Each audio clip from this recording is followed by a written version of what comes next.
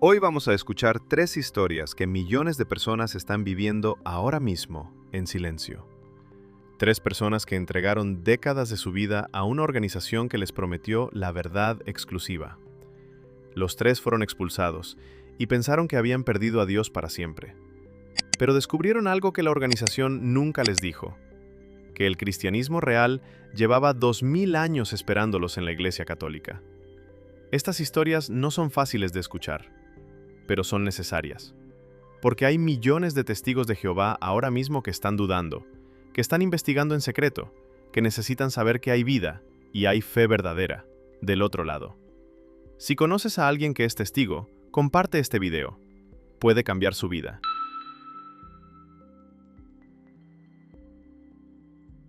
Pasé 42 años creyendo que el mundo iba a terminar en cualquier momento. 42 años viviendo con una urgencia constante, con la certeza de que Armagedón estaba a la vuelta de la esquina, que los gobiernos iban a colapsar, que vendría la gran tribulación, que solo los testigos de Jehová sobreviviríamos y heredaríamos un paraíso en la tierra. 42 años esperando el fin. Y cuando finalmente llegó un fin, no fue el del mundo. Fue el de mi capacidad de seguir creyendo la mentira. Nací dentro. Mis padres se bautizaron como testigos de Jehová en 1964, 2 años antes de que yo naciera. Crecí yendo al Salón del Reino 3 veces por semana. Los domingos, los martes para el estudio bíblico, los jueves para la escuela del ministerio teocrático. Los sábados salíamos en servicio de campo a tocar puertas, a repartir revistas La Atalaya y Despertad, a tratar de convencer a la gente de que su religión estaba equivocada y que solo nosotros teníamos la verdad. No conocí otra cosa. No celebré un cumpleaños. No celebré una Navidad. No canté el himno nacional en la escuela. No saludé la bandera. Cada 25 de mayo y cada 9 de julio me quedaba sentada en silencio mientras mis compañeros cantaban y después enfrentaba las burgas en el recreo. Los testigos nos enseñaban que eso era persecución por causa de la verdad, que debíamos soportarlo con gozo porque nos hacía más dignos del reino. Yo lo creí, completamente, durante décadas. Me bauticé a los 16 años, en 1982. Fue en una asamblea de distrito en el estadio de Vélez Sarsfield. Nos sumergieron en una piscina portátil montada en el campo de juego. Éramos 120 candidatos ese día. Cuando salí del agua, sentía que había tomado la decisión más importante de mi vida. Y en cierto sentido, lo había hecho. Solo que no de la manera que yo creía. Me casé a los 21 con Daniel, un hermano de la congregación. Anciano. 10 años mayor que yo. Un matrimonio arreglado, aunque nadie usa esa palabra en los testigos. Pero eso es lo que era. Los ancianos sugirieron que Daniel y yo seríamos una buena pareja. Pasamos 3 meses conociéndonos bajo supervisión. Nos casamos en el Salón del Reino en una ceremonia simple, sin música, sin fiesta, sin brindis. Tuvimos 3 hijos. Matías en 1988, Lucas en 1991 y Sofía en 1994. Los criamos dentro de la organización.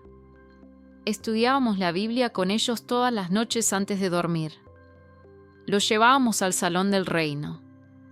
Los preparábamos para el bautismo. Yo era una testigo ejemplar. Pionera regular durante 15 años, dedicando 70 horas mensuales al servicio de campo. Daba comentarios en las reuniones. Estudiaba con personas interesadas. Cumplía con todo lo que la organización pedía. Y aún así, algo dentro de mí estaba muriendo lentamente. El quiebre empezó en el 2006. Sofía, mi hija menor, tenía 12 años. Empezó a tener dolores abdominales muy fuertes. La llevamos al médico. Le hicieron estudios. El diagnóstico fue apendicitis aguda. Necesitaba cirugía de urgencia. El cirujano nos explicó el procedimiento. Nos dijo que había un riesgo de sangrado, que en ese caso necesitarían hacer una transfusión. Daniel dijo que no, que bajo ninguna circunstancia autorizábamos transfusión de sangre, que éramos testigos de Jehová y que preferíamos que nuestra hija falleciera antes que violar el mandato bíblico de abstenerse de sangre. Yo estaba ahí parada, escuchando a mi esposo decir esas palabras, y sentí algo rompiéndose dentro de mí. El médico nos miró con una expresión que no olvidaré jamás. No era juicio, era dolor. Dolor por nosotros. Dolor por Sofía. Señora, me dijo directamente a mí, ignorando a Daniel, ¿usted está de acuerdo con esto? Abrí la boca para decir que sí, para repetir la doctrina que había defendido durante 40 años, para ser fiel a Jehová y a la organización. Pero no pude. Miré a Sofía, 12 años, con los ojos llenos de miedo, confiando en que su madre la protegería. Y dije, hagan lo que sea necesario para salvar a mi hija. Daniel me miró como si lo hubiera traicionado. Quizás lo hice. Traicioné la doctrina. Traicioné la organización. Pero no traicioné a mi hija. La cirugía salió bien. No necesitaron transfusión al final. Pero el daño ya estaba hecho. Daniel reportó mi debilidad espiritual a los ancianos de la congregación. Me llamaron a una reunión judicial 2 semanas después. 3 ancianos sentados frente a mí en una sala pequeña del Salón del Reino. Me preguntaron si me arrepentía de haber autorizado tratamientos médicos que pudieran influir sangre. Les dije que no me arrepentía, que volvería a hacerlo 1000 veces. Me expulsaron el 3 de noviembre del 2006. Shanning. Esa es la palabra que usan en inglés. En español decimos exclusión, pero no captura la magnitud real de lo que significa. Significa que todos los testigos de Jehová, incluyendo tu propia familia, deben tratarte como si no existieras. No pueden saludarte. No pueden hablar contigo. No pueden comer contigo. Si te ven en la calle, deben mirarte como si fueras invisible. Daniel se quedó con los niños. Matías tenía 18, Lucas 15, Sofía 12. Los 3 siguieron siendo testigos. Y los 3 dejaron de hablarme. Perdí a mi esposo, a mis 3 hijos, a mis padres, a mis hermanos, a todos mis amigos, en un solo día. Me fui a vivir sola a un departamento pequeño en Flores. Conseguí trabajo en una librería.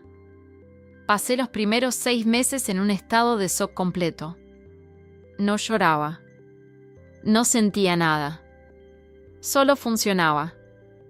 Pero a los 6 meses empezó a llegar la rabia. Rabia por haber entregado 42 años a una organización que me expulsó por salvar a mi hija. Rabia por haber criado a mis hijos en un sistema que los condicionó a rechazarme. Rabia por todas las navidades que no celebré, todos los cumpleaños que no festejé, todas las oportunidades de vida normal que sacrifiqué por una doctrina que resultó ser una jaula. Y con la rabia vino la pregunta que había estado enterrada durante 4 décadas y si todo había sido mentira. Empecé a investigar. Internet fue mi salvación. Leí testimonios de ex testigos. Leí análisis de las doctrinas. Leí sobre la historia de la organización que nunca nos habían enseñado. Las profecías fallidas de 1914, 1925, 1975. Los cambios constantes en las doctrinas presentados como luz progresiva, pero que en realidad eran evidencia de que nunca habían tenido la verdad absoluta que proclamaban. Leí durante 6 meses. Y al final de esos 6 meses, la conclusión era inevitable. Todo había sido mentira. Pero eso me dejó con un vacío aterrador. Porque si los testigos de Jehová no tenían la verdad, ¿quién la tenía?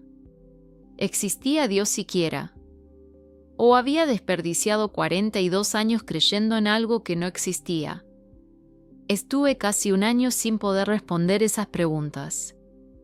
Hasta que una tarde de septiembre del 2008, caminando sin rumbo por el barrio, pasé frente a una iglesia católica. La parroquia de San José de Flores. Estaba abierta. Entré sin pensar mucho. Hacía 42 años que no entraba a una iglesia católica. Los testigos nos enseñaban que las iglesias católicas eran babilónicas, paganas, llenas de idolatría. Pero lo que sentí cuando entré no fue nada de eso. Sentí silencio, paz, velas encendidas, gente rezando sin que nadie los vigilara, sin reportar horas, sin ser juzgados. Me senté en una banca del fondo y lloré. Por primera vez desde la expulsión, lloré. Lloré por mis hijos, por los años perdidos, por la fe rota, por todo. Un sacerdote se acercó después de un rato. Mayor, de unos 70 años, con una expresión amable. Se sentó a mi lado sin decir nada. Esperó a que yo hablara. Le conté todo. No sé por qué. Quizás porque llevaba 2 años sin hablar con nadie sobre nada que importara. Le conté sobre los testigos, sobre la expulsión, sobre mis hijos, sobre el vacío. Él me escuchó durante 1 hora. Cuando terminé, me dijo: Patricia, lo que viviste no fue cristianismo. Fue control disfrazado de fe. Pero eso no significa que Dios no exista. Solo significa que te mintieron sobre quién es Él. Esas palabras fueron el inicio de la reconstrucción. El padre Miguel, así se llamaba, me invitó a un grupo de oración para personas que habían salido de grupos religiosos de control. Ahí conocí a otros ex-testigos. A gente que entendía exactamente lo que yo había vivido sin necesidad de explicar cada detalle. Empecé a aprender sobre el catolicismo real, no la versión distorsionada que los testigos nos habían enseñado. Aprendí sobre los sacramentos, sobre la Eucaristía, sobre María, sobre 2000 años de historia y teología que nunca nos habían dejado conocer. Me bauticé en la fe católica el 8 de diciembre del 2009, fiesta de la Inmaculada Concepción. Tenía 53 años. Era mi segundo bautismo. Pero esta vez fue mi elección real, no condicionada por una organización. Han pasado 19 años desde la expulsión. Mis hijos siguen siendo testigos. Matías tiene 36, Lucas 33, Sofía 30. No he hablado con ellos en 19 años. Los veo a veces de lejos en el barrio. Desvían la mirada. Ese dolor no se va. Nunca se va completamente. Pero he encontrado algo que los testigos nunca me dieron. Libertad. Paz. Una fe que no amenaza, que no controla, que no exige perfección imposible. Dios no me abandonó cuando la organización me expulsó. Dios me estaba esperando del otro lado, en una banca al fondo de una iglesia católica, listo para mostrarme quién era él realmente. Mi nombre es Patricia Soledad Vargas Núñez, tengo 58 años y estoy agradecida de haberme convertido al catolicismo. Perdí a mis hijos, pero encontré a Dios.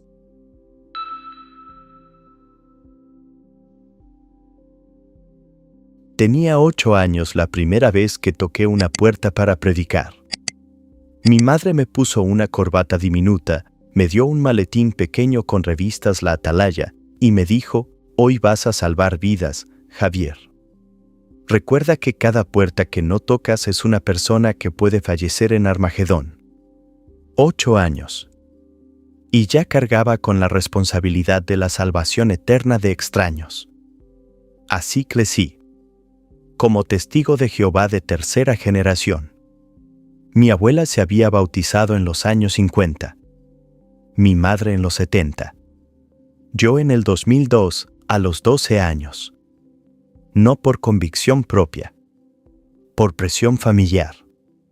Porque en esa organización, si no te bautizas joven, eres visto con sospecha, como alguien espiritualmente débil. No conocí otra vida. No tuve amigos fuera de la congregación. No jugué fútbol con los niños del barrio porque las actividades extracurriculares eran distracciones del mundo. No fui a fiestas de cumpleaños. No celebré la Navidad. Cada 24 de diciembre me quedaba en casa mientras el resto del mundo celebraba, sintiéndome superior porque nosotros teníamos la verdad y ellos estaban engañados por tradiciones paganas. Eso es lo que te hace la organización. Te convence de que eres especial. Elegido. Parte de los únicos 8 millones de personas en el planeta que se van a salvar. Y que los otros 7.000 millones van a ser destruidos en Armagedón. Viví con esa certeza hasta los 28 años. A los 23 me nombraron siervo ministerial. A los 25, anciano. El más joven de la congregación. Mi madre estaba orgullosísima. Yo también. Pensaba que estaba haciendo lo correcto. Que estaba sirviendo a Jehová. Pero el sistema te va consumiendo. Las reuniones 3 veces por semana. Las horas de predicación que tienes que reportar cada mes. Las asambleas regionales de 3 días completos escuchando lo mismo. Los ancianos vigilándote constantemente. Cada aspecto de tu vida bajo escrutinio. ¿Con quién hablas? ¿Qué ves? ¿Qué escuchas? ¿Qué piensas? Porque sí, la organización también controla lo que piensas. Lo llaman pensamiento independiente y es visto como algo peligroso. Cuestionar cualquier doctrina es apostasía. Leer literatura crítica es apostasía. Hablar con exmiembros es apostasía. Apostasía. Esa palabra se vuelve un arma. Una amenaza constante. Porque si te acusan de apostasía, te expulsan. Y si te expulsan, pierdes a tu familia entera. Yo lo sabía. Por eso no cuestionaba. O más bien, enterraba las preguntas que empezaban a surgir. Pero en el 2018, cuando tenía 28 años, pasó algo que hizo imposible seguir enterrando las preguntas. La Comisión Australiana Real investigó a la Organización de los Testigos de Jehová por casos de abuso infantil. Más de 1,000 casos documentados. 1,000 víctimas. Y la organización había encubierto todo sistemáticamente durante décadas por su política de 2 testigos. Si no había 2 testigos del abuso, no se reportaba a las autoridades. Leí los documentos del caso. Leí los testimonios de las víctimas. Y algo dentro de mí se rompió. Porque yo había defendido a esa organización durante 28 años. Había tocado miles de puertas diciéndole a la gente que su religión estaba equivocada y que solo nosotros teníamos la verdad. Y resulta que la organización que yo defendía había protegido a abusadores durante décadas. Empecé a investigar. En secreto, porque investigar era peligroso. Leí sobre la historia de la organización. Sobre las profecías fallidas. Sobre cómo en 1914 habían predicho que Armagedón llegaría ese año. Luego no cambiaron a 1925. Luego a 1975. Y cuando cada fecha pasaba sin que pasara nada, cambiaban la doctrina y seguían adelante como si nada. Leí sobre la doctrina de la transfusión de sangre. Sobre cuántas personas habían muerto por rechazar transfusiones. y sobre cómo esa misma doctrina había cambiado varias veces a lo largo de los años. Si era un mandato de Dios, ¿por qué cambiaba? Pasé 6 meses investigando. 6 meses en los que mi fe en la organización se fue desmoronando pieza por pieza. 6 meses aterradores porque sabía lo que significaba dudar. Significaba perder todo. Pero no podía seguir fingiendo. En marzo del 2019 renuncié como anciano. Les dije a los otros ancianos que ya no podía servir. Que tenía dudas. Esa palabra, dudas, fue suficiente para activar el protocolo. Me citaron a una reunión judicial. 3 ancianos. Una sala pequeña. Preguntas durante 2 horas. ¿Crees que el cuerpo gobernante es el canal de Dios? ¿Crees que esta es la organización de Jehová? ¿Confías en la dirección teocrática? Les dije la verdad. Que no. Que ya no creía que fueran el canal exclusivo de Dios. Que ya no confiaba en una organización que había encubierto abuso infantil sistemáticamente. Me expulsaron el 15 de abril del 2019. Mi madre dejó de hablarme ese mismo día. Mi padre. Mis 2 hermanos. Mis primos. Mis tíos. Todos. En 24 horas perdí a toda mi familia. Me mudé a un departamento solo. Por primera vez en mi vida, a los 29 años, estaba completamente solo. Sin familia. Sin amigos, porque todos mis amigos eran testigos. Sin red de apoyo. Los primeros meses fueron devastadores. Pensaba en rendirme. En volver. En decir que me arrepentía solo para recuperar a mi familia. Pero cada vez que lo consideraba, recordaba los 1000 casos de abuso. Recordaba las profecías fallidas. Recordaba la manipulación. Y sabía que no podía volver. Pero eso me dejaba con una pregunta enorme: ¿y ahora qué? Los testigos me habían enseñado que todas las demás religiones eran falsas. Que la Iglesia Católica era Babilonia la Grande. Que Dios solo estaba con ellos. Pero si ellos no tenían la verdad, existía la verdad en algún lugar. ¿O todo era mentira? Pasé casi un año como agnóstico. No ateo. Agnóstico. Porque después de 28 años de adoctrinamiento religioso intenso, no podía simplemente dejar de creer en Dios. Pero tampoco sabía cómo relacionarme con él fuera de la estructura de los testigos. Fue un video de YouTube lo que cambió todo. Un ex testigo de Jehová que se había convertido al catolicismo. Explicaba por qué. Hablaba de los padres de la Iglesia. De los primeros cristianos. De cómo el cristianismo de los primeros siglos se parecía mucho más al catolicismo que a los testigos de Jehová. Eso me intrigó. Porque los testigos siempre decían que ellos eran el cristianismo restaurado. El cristianismo puro del siglo I. Investigué. Leí a los padres de la Iglesia. Ignacio de Antioquía. Policarpo. Justino Mártir. Ireneo. Todos del siglo II. Todos discípulos de los apóstoles o discípulos de los discípulos de los apóstoles. Y todos creían en la Eucaristía real. Todos creían en la autoridad de los obispos. Todos veneraban a María. Todos rezaban por los difuntos. Todo lo que los testigos decían que era apostasía inventada siglos después, estaba ahí desde el principio. Eso me sacudió completamente. El 2 de noviembre del 2020, Día de los Fieles Difuntos, entré por primera vez a una iglesia católica. La Basílica de Guadalupe. No por turismo. Por búsqueda genuina. Me senté al fondo.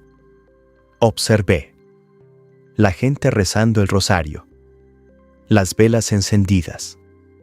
La misa. La consagración de la Eucaristía. Cuando el sacerdote levantó la hostia y dijo: "Este es mi cuerpo", sentí algo que no había sentido en años. Presencia. No control. No amenaza. No manipulación. Solo presencia. Esa tarde busqué la parroquia más cercana a mi departamento. Hablé con el párroco, el padre Ricardo Mendoza. Le conté todo. Mi historia como testigo. La expulsión. Las dudas. La búsqueda. Él me escuchó sin interrumpir. Al final me dijo: "Javier, lo que buscas está aquí. Siempre ha estado aquí. Pero no puedo convencerte con palabras. Tienes que experimentarlo". Empecé el proceso de catequesis para adultos. Estudié durante 1 año. No con presión. No con amenazas. Con libertad real de preguntar, de dudar, de explorar. Me bauticé en la fe católica el 8 de abril del 2021, Jueves Santo. Tenía 31 años. Cuando el padre Ricardo me derramó el agua bautismal, pensé en todas las puertas que toqué como testigo. En todas las veces que le dije a la gente que su fe era falsa. En los 28 años que pasé defendiendo una mentira. Y lloré. No de tristeza. De alivio. Porque finalmente había encontrado lo que los testigos me prometieron pero nunca me dieron. La verdad. No una verdad controlada por 8 hombres en Nueva York que cambian las doctrinas cada década, sino la verdad que lleva 2000 años. La verdad que viene de Cristo mismo. Mi familia sigue sin hablarme. Mi madre me ve en la calle y desvía la mirada. Eso duele. Siempre duele. Pero tengo algo que nunca tuve como testigo. Libertad. Paz. Una fe que no amenaza ni controla. Y tengo la Eucaristía. El cuerpo real de Cristo. No un símbolo. No un memorial. Sino el mismo, presente, cada domingo. Eso vale más que cualquier cosa que haya perdido. Mi nombre es Javier Ernesto Campos Rivera, tengo 34 años y estoy agradecido de haberme convertido al catolicismo. Los testigos me prometieron la verdad. La Iglesia Católica me la dio.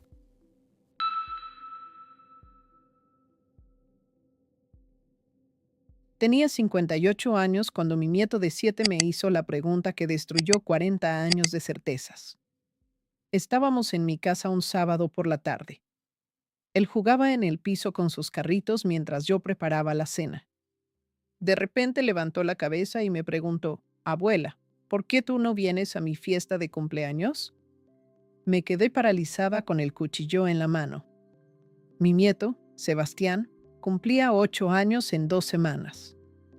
Mi hija Daniela, que había dejado de ser testigo de Jehová 5 años antes, iba a hacerle una fiesta. Me había invitado.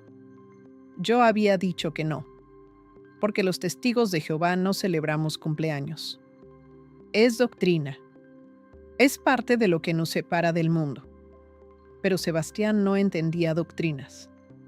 Él solo entendía que su abuela, que lo amaba, que lo cuidaba todos los sábados, que le cocinaba su comida favorita, no iba a ir a su cumpleaños.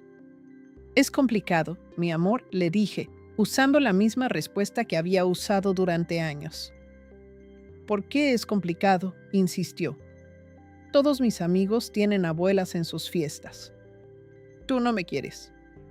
Esa pregunta me atravesó como un cuchillo. Claro que te quiero, Sebastián. Te amo más que a nada. Entonces ven. Era tan simple para él. Si me amas, ven. No había teología complicada. No había doctrinas de siglos. Solo el razonamiento puro de un niño de 7 años que quería a su abuela en su fiesta. Esa noche no pude dormir. Me quedé despierta mirando el techo, pensando en Sebastián, en su pregunta, en los 40 años que llevaba siendo testigo de Jehová.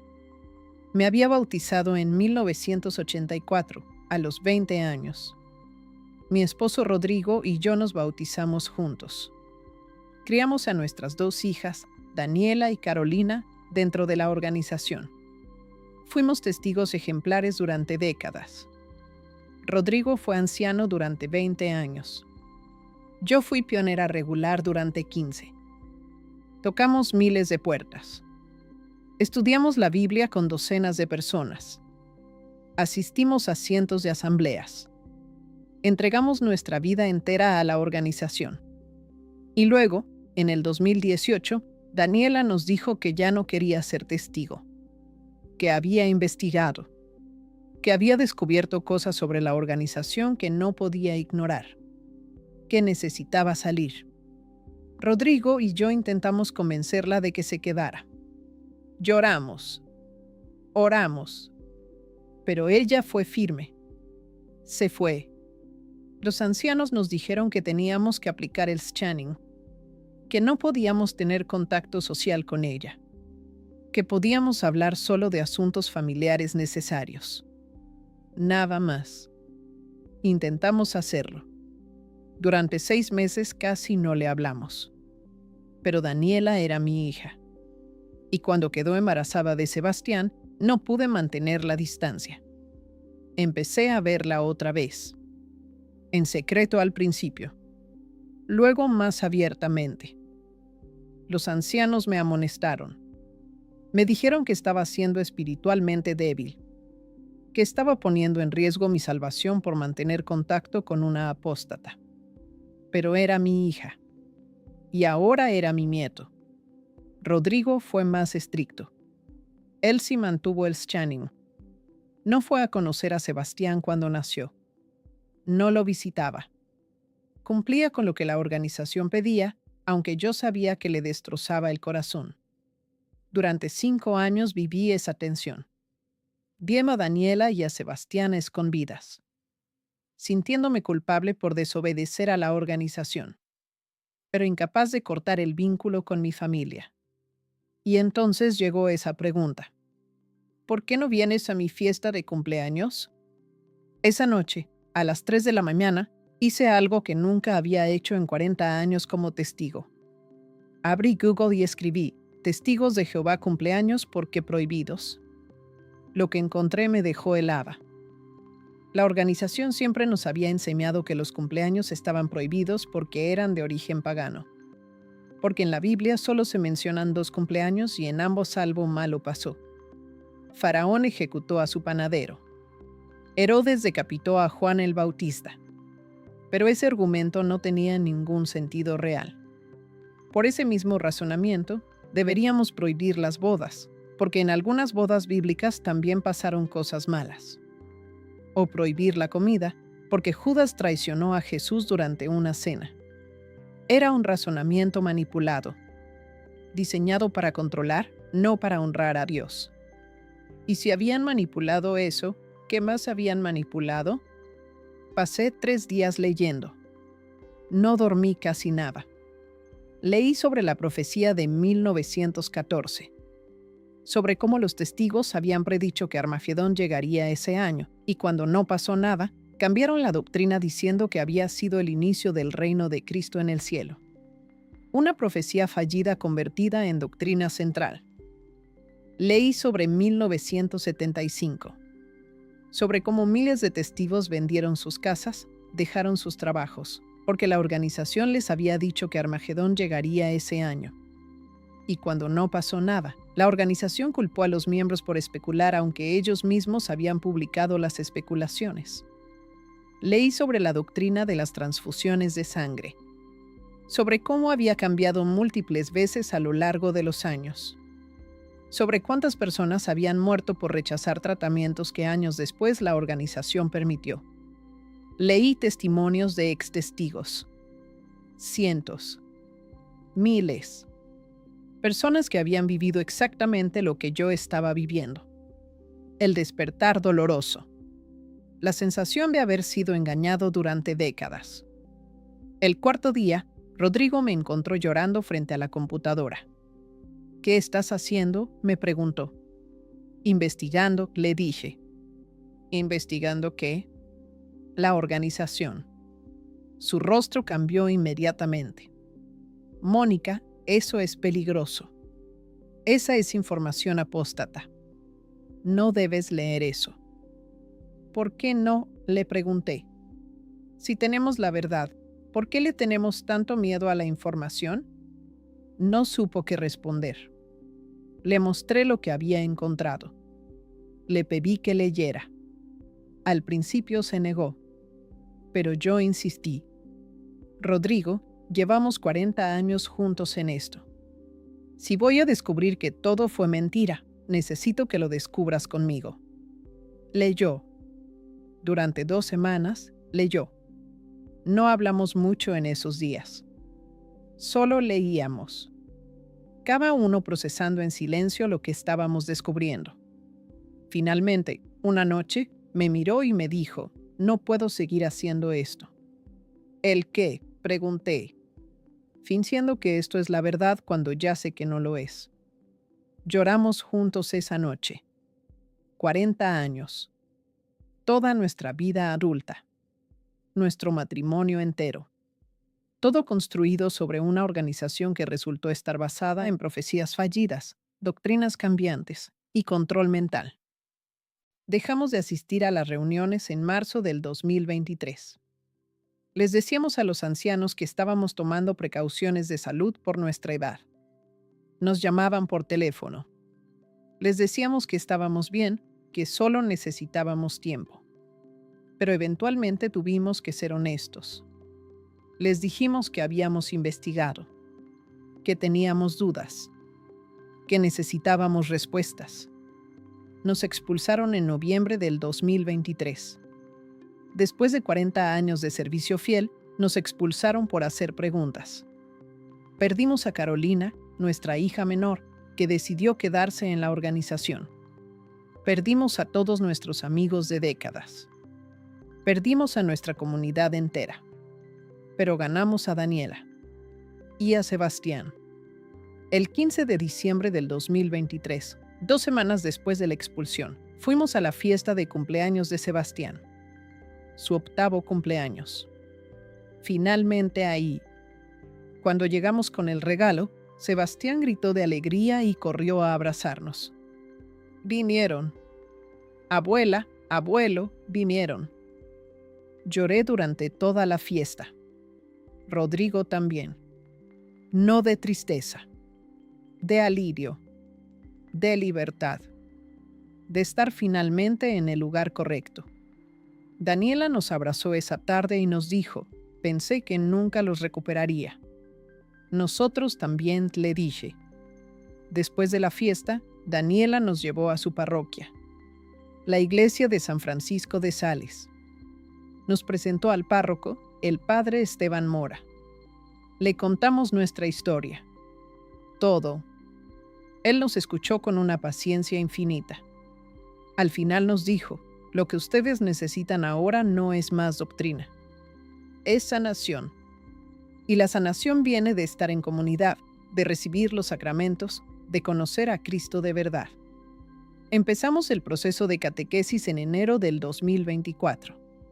Rodrigo y yo juntos, igual que nos habíamos bautizado juntos como testigos 40 años antes. Nos bautizamos en la fe católica el sábado santo del 2025. A los 61 años yo, a los 64 Rodrigo. El padre Esteban celebró la misa. Daniela y Sebastián estaban en primera fila. Cuando el agua bautismal me tocó la frente, pensé en todos los cumpleaños que no celebré, en todas las navidades que no festejé, en los 40 años que pasé creyendo que estaba sirviendo a Dios cuando en realidad estaba sirviendo a una organización humana. Pero también pensé en Sebastián, en su pregunta simple, en cómo Dios usó a un niño de 7 años para despertar a su abuela de 40 años de sueño. Hoy tengo 62 años. Celebramos cumpleaños. Celebramos Navidad. Vamos a misa todos los domingos con Daniela y Sebastián. Carolina sigue sin hablarnos. Eso me duele todos los días. Pero confío en que algún día, quizás, ella también despierte. Porque si Dios pudo sacar a 2 testigos de 40 años de adoctrinamiento, puede hacer cualquier cosa. Mi nombre es Mónica Beatriz Salazar Ortega, tengo 62 años y estoy agradecida de haberme convertido al catolicismo. Mi nieto me hizo una pregunta. Dios me dio la respuesta.